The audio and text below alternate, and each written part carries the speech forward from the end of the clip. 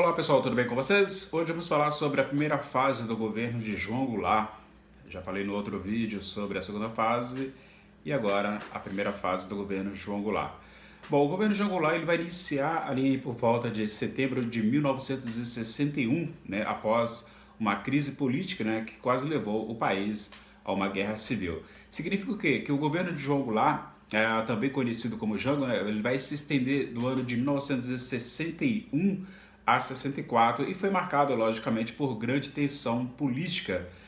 E os obstáculos que o Jango, né, encontrou pela frente surgiram antes dele assumir a presidência, né, e permaneceram assim, né, sobretudo quando ele tentou implantar no Brasil as conhecidas reformas de base, né, que tanto fez com que os militares e a classe dominante daquele período, né, se mobilizasse e acabou acontecendo, né, o que todos nós já conhecemos e que você vai conhecer no vídeo de hoje. Então, o governo de Jango teve o seu fim antecipado, né, com a realização do golpe civil-militar, que aconteceu no dia 31 de março de 1964 e 2 de abril, quando finalmente então acontece o golpe. Porém, o vídeo de hoje, né, o enfoque é nos acontecimentos do governo de Jango, que vai de setembro de 1961 até agosto de 1963.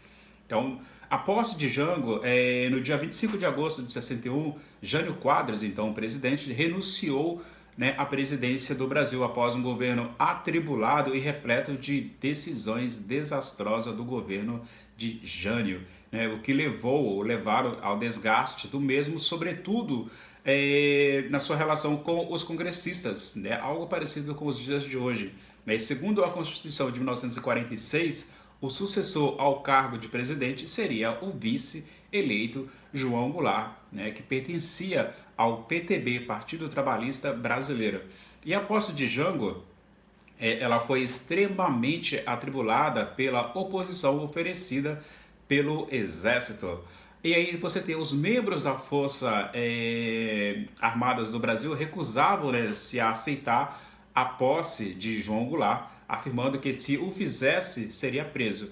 E isso iniciou então uma grave crise política no Brasil, né, quando grupos representantes ali do PTB iniciaram então uma campanha legalista pela posse de João Goulart, já que este pertencia a este partido. Então essa campanha, ela legalista, foi encabeçada por Leonel Brizola, um trabalhista radical do PTB que governava o Rio Grande do Sul. Então Brizola mobilizou militares que eram favoráveis à posse de Jango, né, e convocou ali cidadãos a se voluntariar, né, na formação de um corpo civil armado. Né. Então houve ali distribuições de armas para a população e o país ali esteve próximo de iniciar uma guerra civil em favor do governo de João Goulart. Então a saída encontrada era permitir a posse de Jango, no entanto, né, em um sistema parlamentarista, e ele teria então o seu poder ali reduzido em detrimento da figura do primeiro-ministro. Né? Então a saída não agradou muito aos legalistas, mas foi assim então adotada no dia 7 de setembro do ano de 1961. João Goulart assumiu como presidente do Brasil dentro de um sistema parlamentarista. Aí você tem o governo de Jango, ele dentro do sistema parlamentarista, que esteve vigência no Brasil por 14 meses. Então, não esqueçam, o Brasil foi parlamentarista durante 14 meses e só foi abandonado após a consulta popular, que decidiu então pelo presidencialismo, né, o retorno do presidencialismo em janeiro do ano de 1963. Então, durante o parlamentarismo, o governo de João Goulart não teve muitas possibilidades de realizar reformas e propor mudanças para o Brasil como ele queria. Então, existiam limitações. Então, o governo Jango era um governo limitado, tendo em vista o regime ao qual ele estava ali, ao qual foi imposto para ele. Né? Então, o regime lhe impunha tais condições. Além disso, né, a experiência parlamentarista no Brasil foi marcada pela instabilidade em um período de 14 meses. Então, o Brasil teve 3 gabinetes ministeriais distintos. Os primeiros ministros desse período foram, primeiro você tem ali Tancredo Neves, que vai de setembro de 61 até junho de 1962. Depois você vai ter Brochado da Rocha, de junho de 62 até setembro de 62. Por último, Hermes de Lima, que vai de 62, setembro de 62, até janeiro de 1963. Então, após assumir a presidência do Brasil, Jango encontrou ali um país cheio de problemas e contenções sociais prestes a estourar. E o grande problema imediato era o pagamento de 1,5 bilhão da dívida externa. Então, já para 1962, ele teria que estar pagando isso aí. Então, isso era um problema grave, porque o governo não tinha dinheiro para pagar as dívidas e o governo americano recusava-se a facilitar as condições de pagamento para o governo de Jango. Então, além disso, a inflação era altíssima e havia problemas de tensões muito grandes, né, no campo, pela não realização de uma reforma agrária no Brasil. E a baixa quantidade de alimentos produzidos nos meios educacionais também, sobretudo pela baixa quantidade de vagas disponibilizadas nas universidades brasileiras, que não supriu, naquele momento, as necessidades do mercado local e não abrigavam, né, todos os estudantes, ou seja, você tinha uma quantidade imensa de alunos prontos para ir para a universidade. No entanto, o governo não oferecia estas vagas necessárias para a quantidade de alunos que estavam ali prontos para entrar no mundo acadêmico. Então, nesse momento, os Estados Unidos, né, voltavam então seus olhos para o Brasil, como sempre, os Estados Unidos sempre de olho nos países latino-americanos, asiáticos e assim por diante. E o Brasil temeroso, né, eles estavam temerosos com o governo de João Goulart, que no primeiro momento, para o governo americano, Jango era um político que estava ali à esquerda demais, ou seja, Jango incomodava. Então esse espectro político visto dos Estados Unidos por Jango. Então ali havia assim esse incômodo, né? Então e com a polarização da Guerra Fria havia então criado uma bipolarização no mundo entre o bloco capitalista e o bloco socialista. E em segundo lugar, algumas medidas tomadas pelo governo de Jango foram consideradas inaceitáveis pelo governo de Washington. Veja, o cara toma providências dentro do seu país, mas o outro não agrada com as mudanças, né, que realizadas aqui no Cone Sul. E essas medidas, né, eram a Lei de Remessas de Lucros de 1962, que impedia multinacionais de enviar para fora do Brasil mais do que 10%. Imagina se fosse nos dias de hoje, né, fazer com que essas empresas não enviassem todo o seu lucro obtido aqui, às custas do suor dos trabalhadores brasileiros. Então, assim, e essa continuidade de um projeto chamado de dívida política externa, né, independente, a partir da ação de Santiago Dantas, né, que ali propõe ali o fim do parlamentarismo.